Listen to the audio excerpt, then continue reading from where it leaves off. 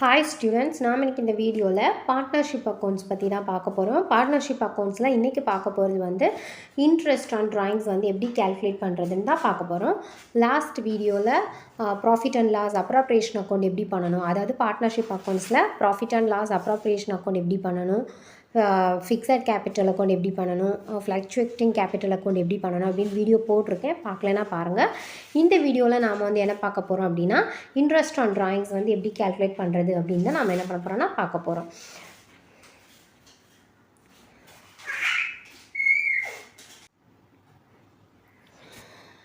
இப்போது interest on ட்ராயிங்ஸ்னால் என்ன அப்படின்னா, ஃபஸ்ட்டு ட்ராயிங்ஸ்னால் என்னென்னு பார்த்துலாம். ட்ராயிங்ஸ்னால் இப்போ ஒரு பார்ட்னர்ஸ் வந்து ஒரு 3 பேர் இருக்காங்கன்னு வைங்க, ஏபிசின்னு 3 பேர் இருக்காங்க.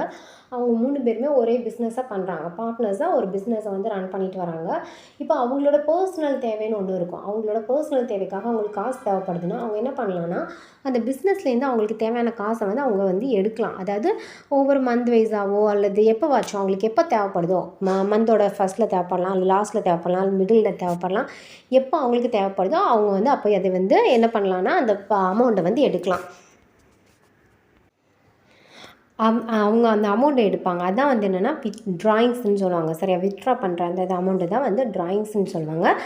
அந்த ட்ராயிங்ஸுக்கு அவங்க வந்து என்ன பே பண்ண, அவங்க அந்த பர்சனல் யூஸுக்காக எடுக்கிறாங்க. ஸோ அவங்க என்ன பண்ணணும்னா, அந்த ட்ராயிங்ஸ் அவங்க எடுக்கிற அமௌண்ட்டுக்கு அவங்க வந்து இன்ட்ரெஸ்ட் பே பண்ணணும்.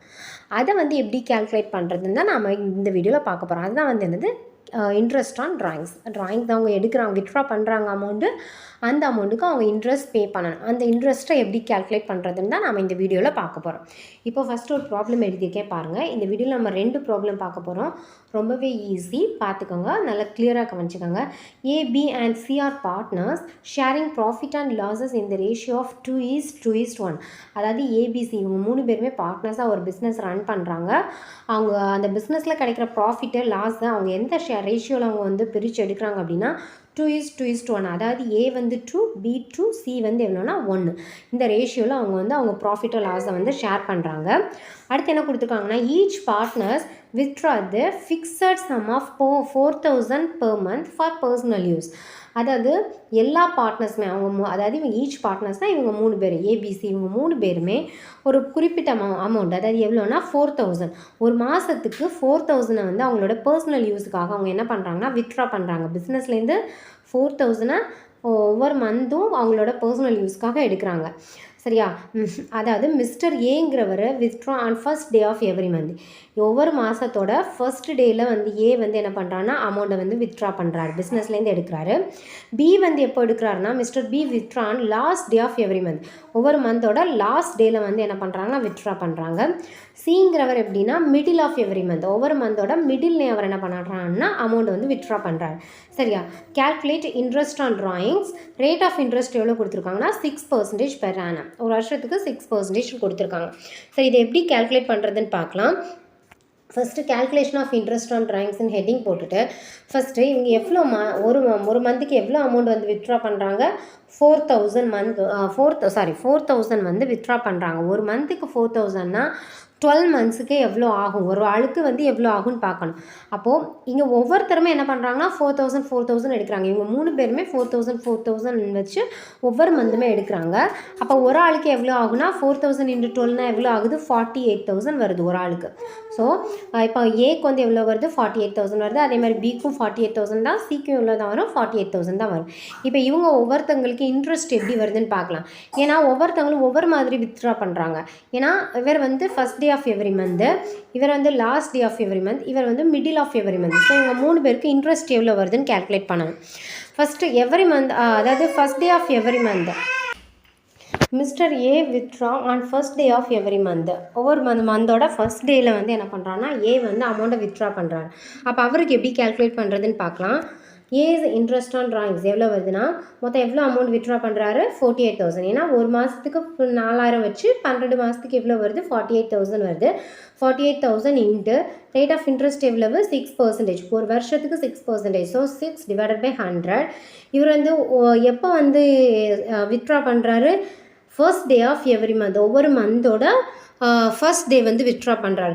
நல்லா ஞாபகம் வச்சுக்கோங்க, ஒவ்வொரு மந்தோட ஃபர்ஸ்ட் டே வித்ட்ரா பண்ணும்போது எவ்வளோ மந்த் கேல்குலேட் பண்ணணும்னா 6.5 ÷ 12 போடணும். சரியா, எவ்ரி மந்தோட ஃபர்ஸ்ட் டே வித்ட்ரா பண்ணாங்கன்னா 6.5 டிவைடட் பை 12.